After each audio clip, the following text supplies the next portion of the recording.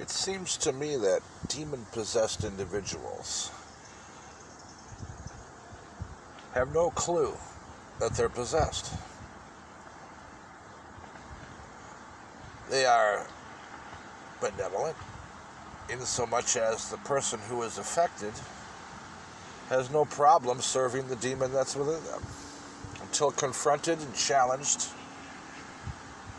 rebuked, that demon stays quiet and happy to be where he is until you try to call him out into reality, knowing that he's being called out before God. See, that's the problem. That's why demons get pissed off and do crazy things, make people do crazy things.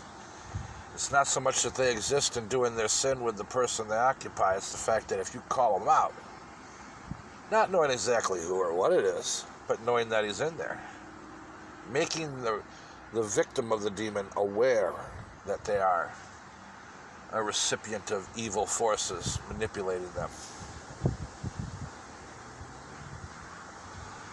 A demon will do anything to protect himself. And it's an ugly situation when things like that happen. I saw the devil in those eyes and got attitude. That's right afterwards. Dark forces are now at work to keep me out, to keep me from getting into it.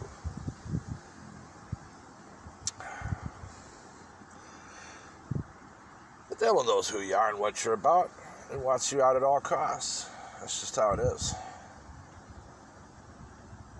Let those who will let them be, or whatever. How's that go? Let those who will let them do it. What? Let God let go. Something like that.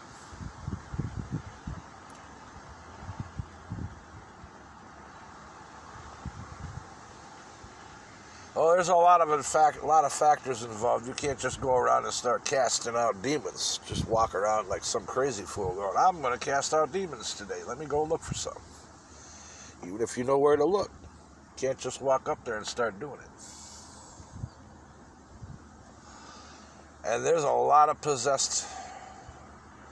It's not your typical TV show type possession.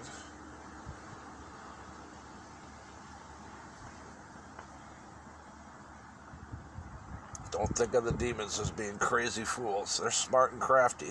They like to do what they do when they get to be where they want to be. And they're, it's just one of those things.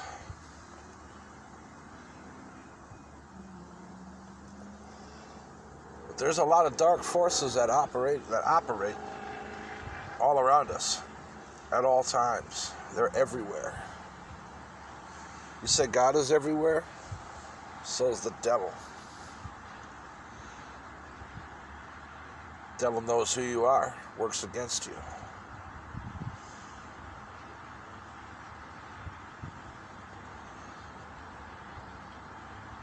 A lot of times he won't mess with you. It just depends. But there's more at play than just showing up and it's the way it is. I think with the kind of powers that are being exhibited here. By the way, witchcraft is real. It does work for those who believe it and practice it. And serve Satan as well. You got to serve Satan as well as believe. In order to be a witch, you got to believe in the spirit world to a level that the forces that you're invoking through your witchcraft, the demons answer that shit. They love it. They love it when people play in the dark world and they answer it. So yeah, I've seen witchcraft working now. And what fuels it and how it maintains itself. It's not a hobby. I'm just saying. I don't think it's not a hobby like I was told earlier. And then I read the books. I didn't read the books completely. I thumbed through them and stopped at interesting stuff. see what it's about, see what they're getting into, see what the witch would be learning. That's how I look through the books. And it's not good. And there are darker forces involved in maintaining that power once it's established. It's a messed up world. It's an evil place, run by evil. Getting to be to the point where evil is overtaking, to the point where it's going to be impossible for the righteous man to operate in this world at any level. You'll be sick to your stomach if you try to live according to the outside rules here. We can talk about the one world currency and all that nonsense, electronic money, whatever. By then, it don't matter. Born-again Christian will be want out of the system. You'll want to be away from society by that time. You won't sign up. You sign up for the New World Order money, you definitely ain't born again. You couldn't see it coming, and when you saw it get here, you had signed up for it. Strong delusion or not, you must not have strong faith.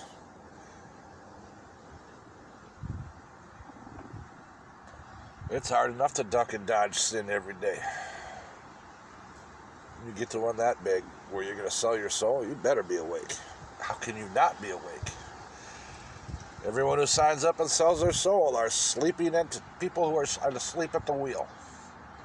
And they don't believe. In fact, I know a few of them that hate God. Literally. They come straight out and tell you. They don't even like the concept. Don't exist. It's BS.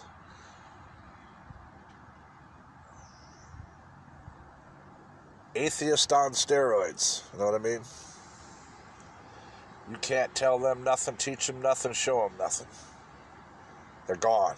Their souls are goners.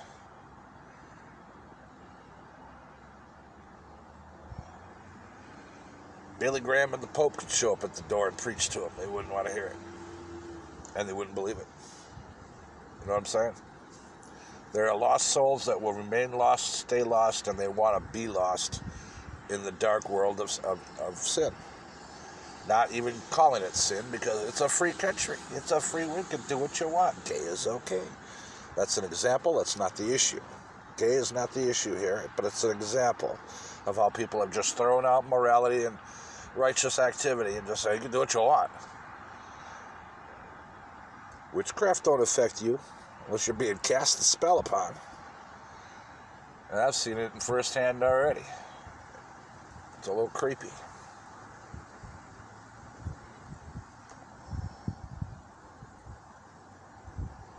That's a nest of hornets I don't want to agitate right now. I can't deal with it. I can't deal with that crap. Especially at the level that it manifested into instantly. It just blew up. And I'm not going there right now. There's no way. Now is not the time. All I have is knowledge and wisdom of its existence and at what level. Will there be another time? You bet there might be another time. I'm sure there will be at the end. But you never know. Don't count. That's one thing I've figured out lately. Don't count on anything. Don't count your eggs. Don't count your chickens till the eggs have hatched.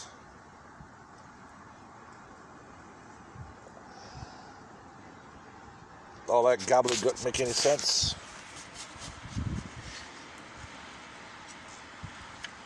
Here's what better makes sense to you. The devil's amping it up. He knows his time is short. I know he's stepped up his game now. Getting ready for the final charge and assault, and attack on the soul to put into effect the eradication of believers. Christians, the true believers. It's coming. That's got to be put in play and set before the end of the world. Because the world has to be down, meaning, in league with and agreement that Christianity is not the way to go in this world. There's a new doctrine of religion coming, and I think the Pope might have something to do with it. Christianity reinvented, Catholicism. The whole new religion for the new world order. You know, I mean, that's basically obvious.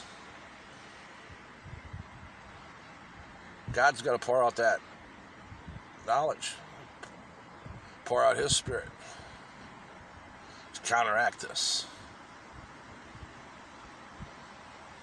Otherwise, it's lost. The world is lost.